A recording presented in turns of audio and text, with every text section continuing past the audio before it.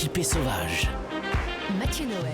Anne Le Gall, notre deuxième concurrente du jour, dont l'audace humoristique va si loin qu'elle tente même des vannes devant des humoristes, comme Jérôme Commandeur l'avait découvert, estomaqué. Voter pour les plantes, c'est une bonne façon de ne pas se planter. Ouais, c'est marrant parce que c'est très rare une vanne qui rend triste. Attends, elle fait rire après coup. Aujourd'hui, pas de blague, hein. Pas de blague, le sujet n'est pas rieur. Vous nous emmenez, Anne, en Somalie.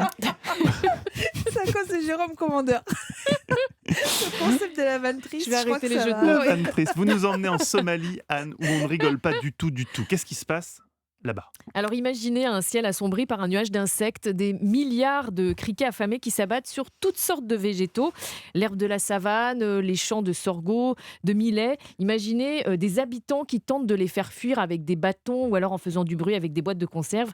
Eh bien tout ça ne sert à rien car en 10 minutes tout est dévoré. Il ne reste plus de feuilles aux arbres, plus de traces de végétaux sur 1 hectare aux alentours. Eh bien, ce genre de scène est quotidienne en Afrique de l'Est en ce moment, depuis quelques semaines. La Corne de l'Afrique connaît en effet une invasion de criquets qui n'a jamais été vue depuis 70 ans au Kenya, depuis 25 ans en Somalie et en Éthiopie. Le phénomène s'explique notamment par des variations climatiques.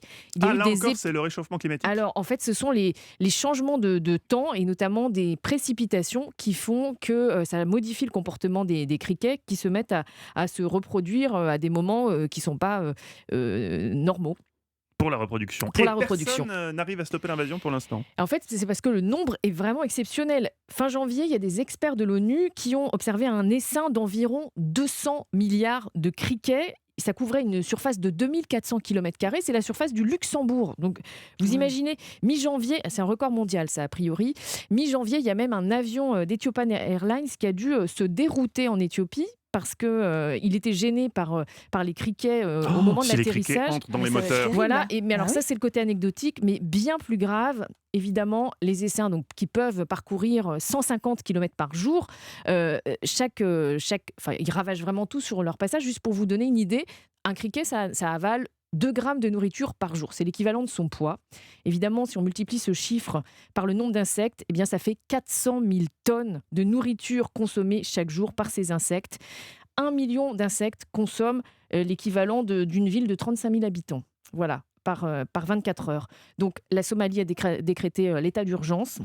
Parce qu'effectivement, c'est la sécurité alimentaire qui est en jeu. C'est tragique. Qu'est-ce qu'on peut faire? La solution la plus radicale, c'est la pulvérisation d'insecticides, évidemment, par Mais qui, à épandage. long terme, va créer Voilà, d'autres problèmes. c'est pas sans risque. Évidemment, si les produits chimiques restent peut dans pas- la On terre. ne peut pas les choper avec un énorme filet à Mais papillons. Des milliards et des Des milliards. Un géant Donc, porté par des avions. alors, il y a eu des recherches. J'essaie d'avoir des idées, Non, j'essaie vous avez de raison. vous aider. Merci, du coup, Mathieu. ce nuage continue sa route, c'est quoi? Et continue sa route, effectivement. Il y a eu des tentatives de trouver des solutions naturelles, des produits biologiques à base d'hormones sexuelles pour modifier leur comportement. On a tenté aussi avec des champignons toxiques pour les empoisonner, mais pour l'instant, ça ne fonctionne pas. Donc, il faut faire de l'épandage. Répartir de l'insecticide, et donc ça se fait avec le soutien de la FAO, l'Organisation mondiale pour la santé, et il y a urgence parce que si rien n'est fait, leur population pourrait encore être multipliée par 500 d'ici le mois de juin. Bien. Donc c'est vraiment une situation d'urgence. C'est l'heure du qui tout double. Nos journalistes ont 10 secondes, pas plus, pour plaider leur dossier devant notre invité Léa Drucker, dont la voix vaut de l'or. Jean-Philippe Ballas, pourquoi Léa devrait-elle voter pour vous aujourd'hui et votre groupe de Beatles au féminin? Parce que le rock'n'roll n'est pas mort. T'aurais dû mais- être acteur. Je suis tellement au bout de ma vie, Dans, je suis dans- désolé. dans Sous le soleil, t'aurais été magnifique. Jérôme Lacroix, pourquoi voter pour vous? Si vous ne le faites pas pour moi, Léa Drucker, faites-le pour eux parce que j'ai le bras long dans cette maison et j'ai les moyens d'installer chez chacun de leur domicile un tapis de course pour les torturer. Course de J'ai les torture. moyens.